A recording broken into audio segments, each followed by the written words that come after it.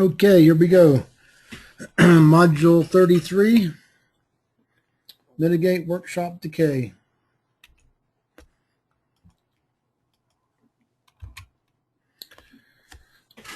So we spent a lot of time learning these 8 behaviors. Here's the fact of the matter. No matter what you learn once, it will fade. For example, we forget 90% of what we learn in a university class within 30 days. So there it goes, fading away. You've got to reinforce it. And here's a notional reinforcement piece. The good news is we've got an easy way to reinforce the 8 behaviors using assessments that 15 minutes online, hour or so to process. This is a notional curve. Actually, they make this much faster. I've changed the scale so it matches our purposes a little better. Should come out of the workshop, I'd recommend you do a TDA and an IDA within a few months and then keep doing this. And this is what you'll do by reassessing. It's notional, but that's pretty much how I think it works. Have you ever thought about the power of repetition? How'd you learn the times table? Did anyone learn it once? No way. Same thing here. You've got to habituate the behaviors. Malcolm Gladwell writes that it takes 10,000 hours to master anything. And all the greats in the world have done so by putting in the time. He made the discovery, interestingly enough, by studying Canadian hockey players, and he saw that they were all bunched around a certain few months of the year. And what he figured out was, or someone else does this research, he writes about it, was that these guys were just a little bit older at the time they went into the top hockey clubs and training. So the slightly older boys made it every year, and they put in their 10,000 hours, and they became experts. Did you ever wonder why the Beatles were such a success? It turns out they practiced 10,000 hours before they ever showed up on the Ed Sullivan Show in the U.S. How important is repetition in the rhythm? Suppose you had a band with no repetition. Would you find it enjoyable? Or how about the refrain, the chorus? Or even Beethoven's Fifth Symphony. Dun, dun, dun, dun, dun, dun, dun, dun. Repetition's everything.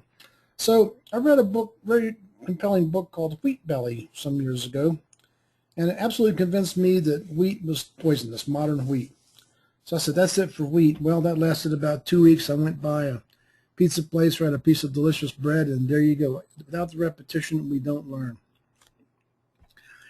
I love this idea. Maybe I'll even talk about it earlier in the workshop, but I'm really trying to move intellectual material out of the workshop and get into the team's work first. I showed earlier the metaphor of a magnetic field and how you needed to use a tracer particle to see it, and that was iron filings. Now let's go one step further. Suppose you wanted to align iron filings. Would you do it would it be more efficient to do it one at a time with a tweezer, or more efficient to make a coil of wire and put a current through it? I think the way you develop people is surely obvious. This is the classic training I went to when I went off with other individuals and sat with them and learned and take my 2 weeks off work. This is changing the social context people experience and making behavioral change happen that way. Just want to be clear, a team in our worldview is a little different. It's a group of people under a leader's influence interacting sufficiently to develop common behavioral norms. And so there's no requirement to be doing a common task. For example, a doctor's office staff is a team. They usually mimic the behaviors of the doctor. And so if you go to a doctor in the U.S., you'll see a receptionist first, and you'll sit down, then someone might come and do your blood pressure, then someone else might come and take you back in the back and get you ready for the doctor. You might see a physician's assistant, then you might see the physician, and then you see the receptionist on the way out, then you might go see their druggist. So these people will all mimic behaviors. So I go into doctor's offices, and I can sense the context and know whether I'm going to like the doctor because he's created a good context or not. It's very fun to do this. We even got a paper about it on the website, or used to. I don't know if it's there anymore. This is the most amazing chart I've ever seen in my life. This is the team development assessment results for all 198 teams in 2008 that had done multiple assessments. And what we did is we took this about 40 in each group. We took the 40 that started here with a working efficiency of 53% and charted what happened with each team development assessment. And there it is. Now, I think that's just incredible. It's something that takes 15 minutes online, an hour or so to do, give you an improvement of 22%, 20% round numbers. What this means is that you're working 20% more efficiently, which means you're returning 20% more product per unit currency input. Now, when I first saw this, I was astounded by it, but then I said, wait a minute, we started in the bottom. There's no room to go over here to the left. Let's look at this group. So we did. In this group, in this group, in this group. What we're seeing here is the power of changing the team context and changing everybody's behaviors. So talk a little bit about this tool, team development assessment. It's managing the fifth force. I've talked about the common behavioral norms, and I talked about the team as an individual leading it. These are educational, why the behavior matters, what good looks like. We benchmarked the performance. The really interesting thing, people say, well, what if something's affecting the team performance that's not directly being measured by the 8 behaviors? No, the tool measures everything. If you read the part about the 7 deadly sins, you'll find the context measured through the behaviors is measuring all the forces. So let's say a team is technically not fully qualified to do the work. In that instance, it's completely impossible for them to have a high context. It just won't happen.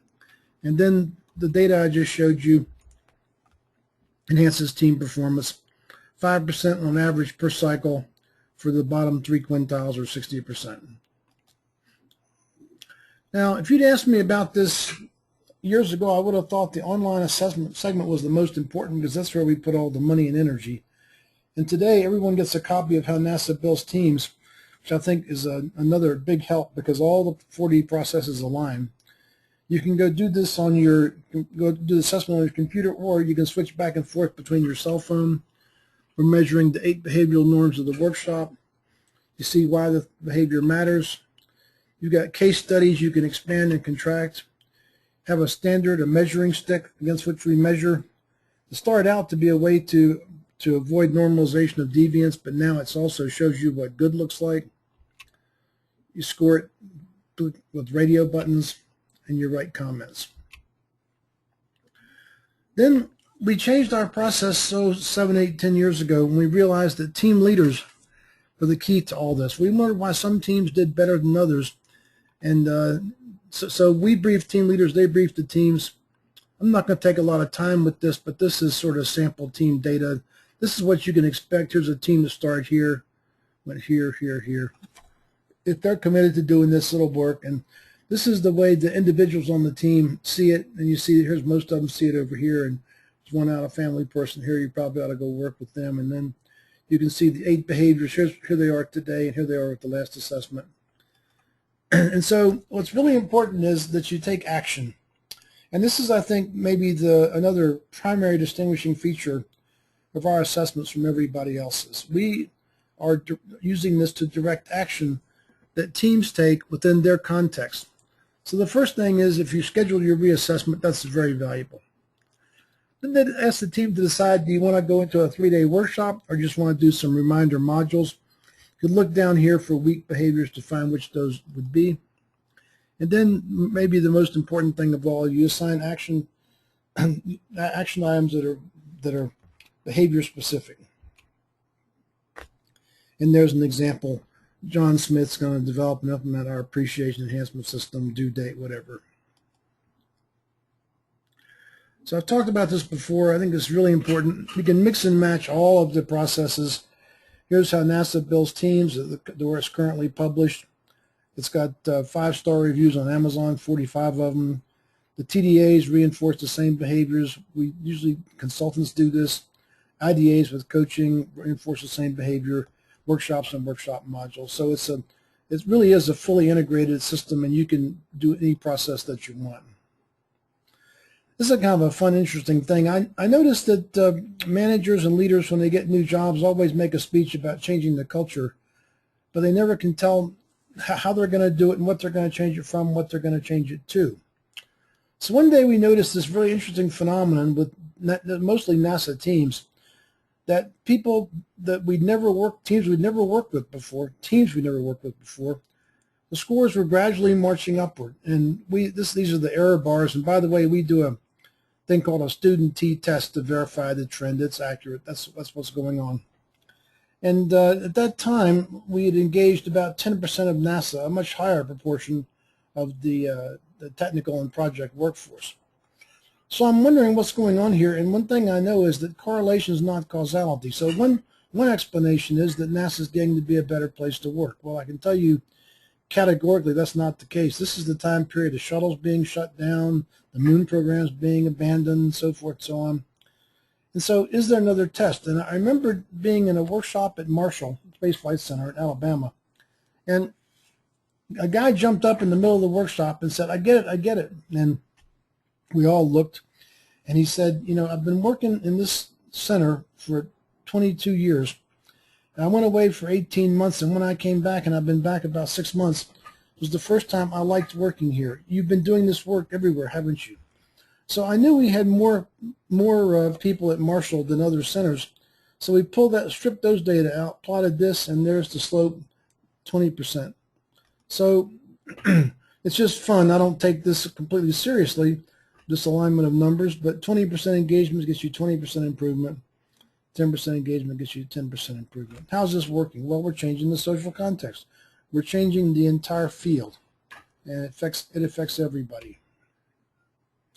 Takeaways: you must re-stimulate this learning. And it probably takes years, frankly, to change habits, because these behaviors are invaluable.